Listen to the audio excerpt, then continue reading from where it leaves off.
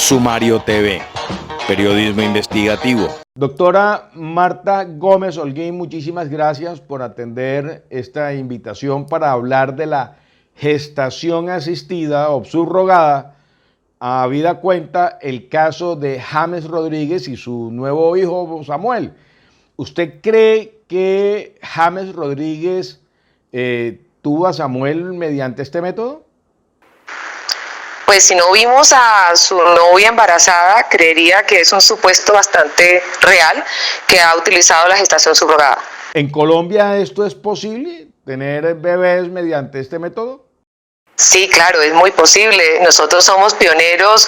Cuando digo nosotros, los colombianos, las clínicas de fertilidad en Colombia son de los más capacitados y están rankeados como las mejores clínicas de fertilidad en el mundo, en Latinoamérica y en Colombia. ¿En Colombia esto es legal o hay que hacer maromas? No es tanto que sea legal, es constitucional, está avalado por la Constitución en el artículo 42. Cualquier persona que llegue a decir que es ilegal sería realmente ilógico, porque el artículo 42 de la Constitución dice que son hijos los matrimoniales, los extramatrimoniales, los adoptivos y los de asistencia científica. Y ya la Corte dijo que asistencia científica eran todos los procesos de reproducción humana asistida. Y uno de ellos es la subrogación materna o la gestación subrogada. Esto entonces significa que en Colombia se puede desarrollar este tipo de tareas, y usted cree entonces que James no hizo esto en el extranjero sino en Colombia? Con toda seguridad lo hizo en Colombia. Además porque es más barato, además porque es mucho más reconocido el aspecto científico, es avalado legalmente. No le veo ningún inconveniente para que lo hubiera podido hacer en otra parte del mundo, teniendo en cuenta que su país natal es el que mejor provee ese servicio. Doctora Gómez, el embarazo subrogado en Colombia se hace mediante ¿qué fórmula jurídica? ¿Hay una ley, un conjunto de leyes, o hay una dinámica contractual sobre la cual se construye este acuerdo de voluntades?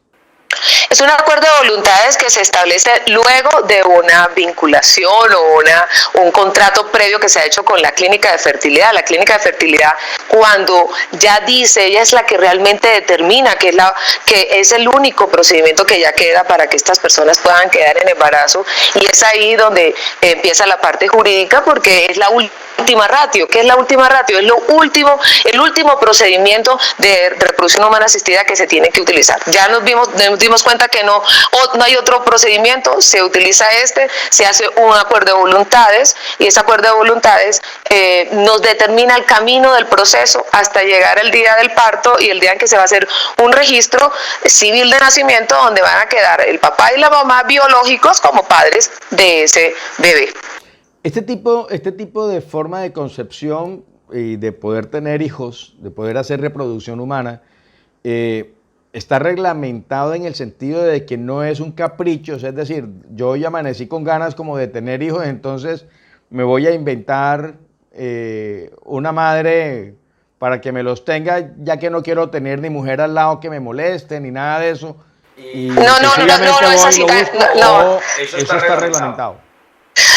No es tan así.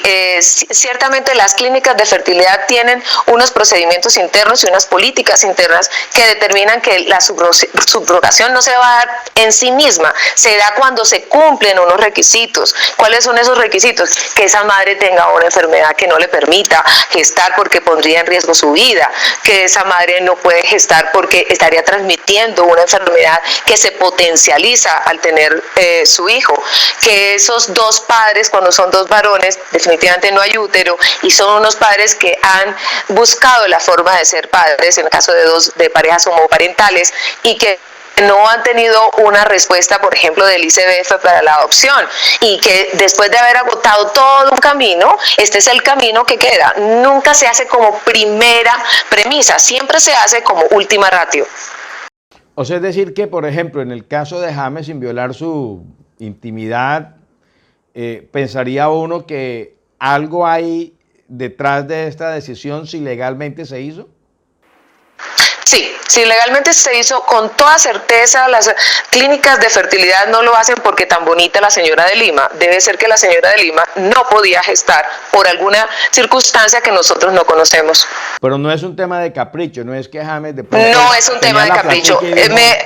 Me atrevo a decir, porque trabajo para más de 24 clínicas de reproducción humana asistida, que en la política interna de todas las clínicas esto no se da por capricho de nadie, eso se da como última ratio. Ahora, un punto importante en esto, ya que vemos que aquí hay un conjunto de partes.